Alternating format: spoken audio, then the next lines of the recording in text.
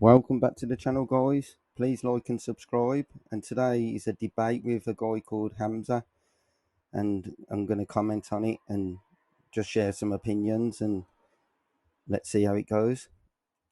Okay, you see, if you follow the teachings of Islam, you'll never be an alcoholic. I don't drink. No, I'm just giving an example. You'll never be a drug addict. You'll never...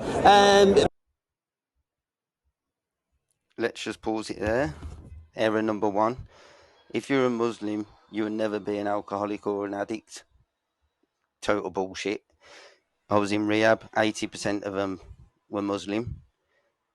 Look at the prisons today. 70% run by Muslims.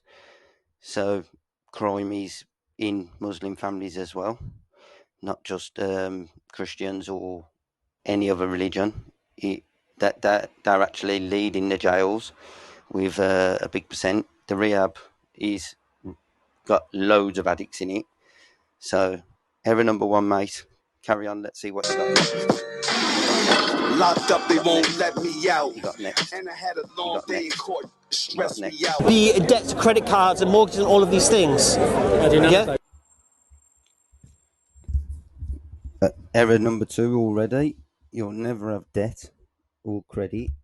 It's against the law and against the Quran to borrow money, which is true, but 80-90% of them do, and own a lot of property, which mortgage to mortgage to mortgage and interest. So there's another loophole.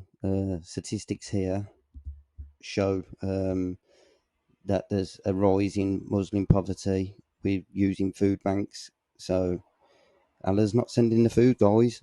Allah's not sending it. You're a good Muslim. You married? No. Have you been married? No. So you would have been married by now, you'd have children. Who's going to take care of you in your old age?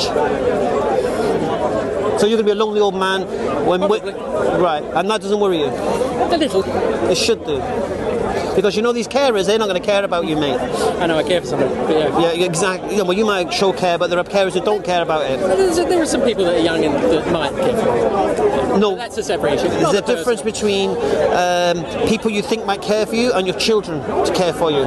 Because one of the fundamental, one of the fundamental teachings of Islam is that the children should take care of their parents in old age. Yeah, I'm sure there's a lot of good stuff there. That's what I'm saying to you. So following that guidance.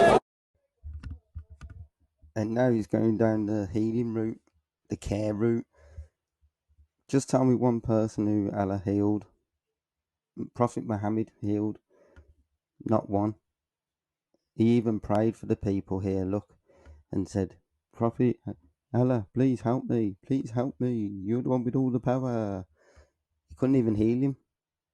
He couldn't do nothing.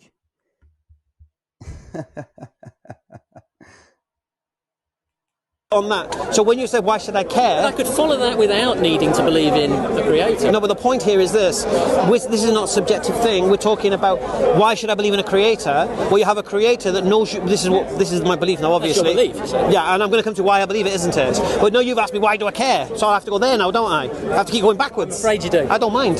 Okay, why should you care about a creator? Because you have somebody that I believe created you and all of human beings, and I believe that creator knows man better than he knows himself. And he knows what's good for man and he knows what's bad for man. And he will guide man the right way, right, to avoid all the pitfalls in this jungle which we call life.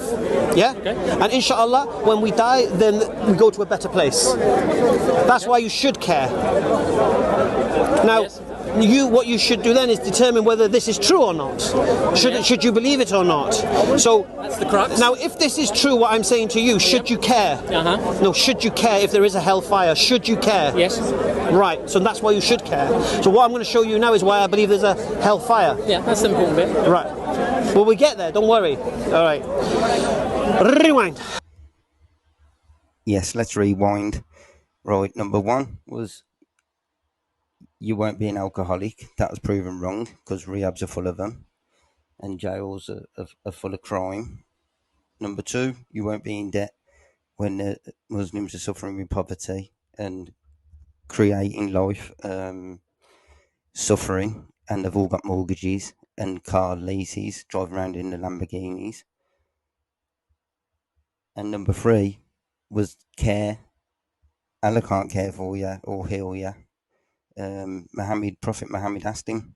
He hasn't done one miracle. Show me one miracle in the Quran where he's done a miracle and it happened. There isn't none. Next, let's carry on. Okay, so where were we? Was that everything that we know begins to exist requires a cause? You concede that, yes? Well, Not necessarily concede it, you just accept it. Well, we don't know for certain, but yeah. Right. Do you believe the universe began to exist? Not necessarily. You believe it didn't begin to exist? We don't know. No. Do you know? Well, we just said everything begins to exist requires a cause. No, you did. All right, so you just accepted that, though? No, I didn't. You don't believe that everything